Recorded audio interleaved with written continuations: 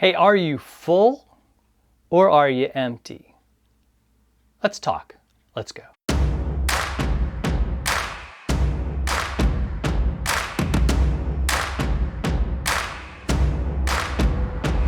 All right, today we are in the serving challenge. We're on the last day of this week looking at ability.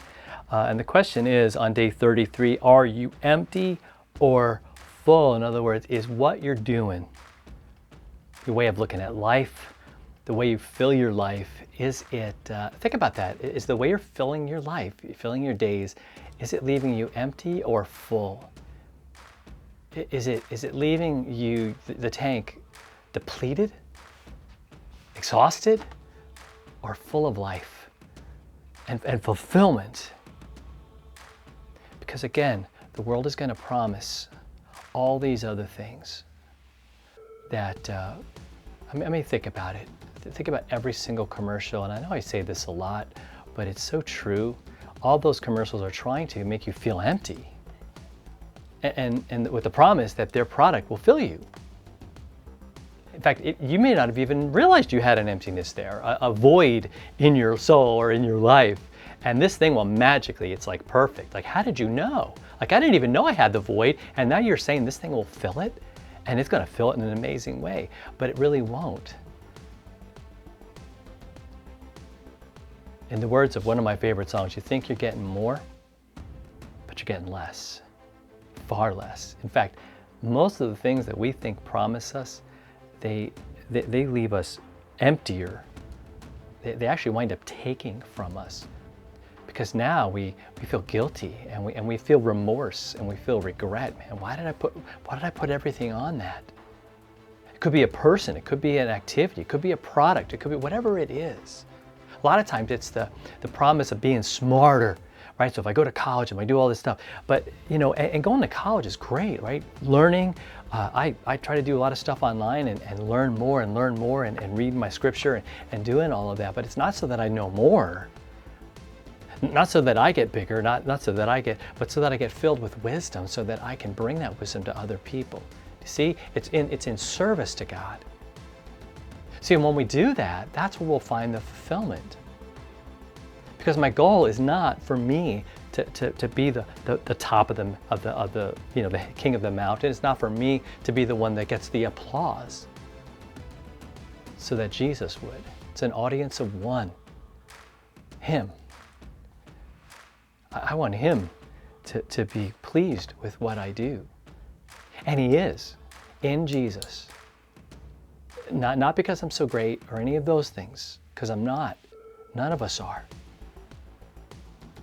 True greatness is putting others first. It's being the servant. It's being the last. It's saying, you know what, I'm gonna help you up the hill. I want you to be the king of the mountain. I want God to be the king of the mountain. I want everyone to see Him.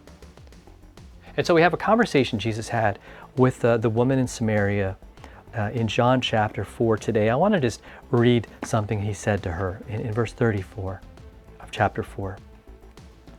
He says to them, and this is the disciples who were telling Him to eat, right? And He says to them, like, I got food you don't even know about. And they're thinking, you know, earthly food. And He says, no, my food, here's what fills Him. It's to do the will of Him who sent me and to accomplish His work. To accomplish His work. That's His food. Jesus says, that's what fills me. That's what gives me power, and that's what helps me. He goes, that's what it's about. And He's trying to help us to see things that way. Because it's not just food. It's not just power bars and protein shakes and all that stuff that's going to make us big and strong spiritually or even physically. It's God. It's His love, His mercy. Taking that in, knowing that He loves you, knowing that that you are significant to Him, loved by Him, forgiven by Him, given new life by Him. You will rise again because He rose from the dead. That's your strength. That's your hope. That's all that you need. Fill yourself with that. Because listen, He keeps filling you with that. Day in and day out. That's why we study the Word. That's why I do these videos every day. so that we would be filled with His truth and be reminded again of His enormous, incredible, and unending love for you. His grace, His mercy, His peace for you that He gives us over and over and over and over and over again. I pray that that encourages you and fills you, fills that emptiness with Him. Because that's the key. That's where we find true fullness and contentment is in serving and loving the people around us because we've been loved. All right, so do that challenge for day 33. Next week on Sunday, actually tomorrow, we're going to introduce ambition. And this is the last of the aspects for the serving challenge. These are going to be last week for this particular challenge. In the week after that, we're going to start a giving challenge. So be looking forward to that. We're going to do back-to-back red letter challenges. So we're going to finish up big with what is our ambition in all of this. So we'll see you then.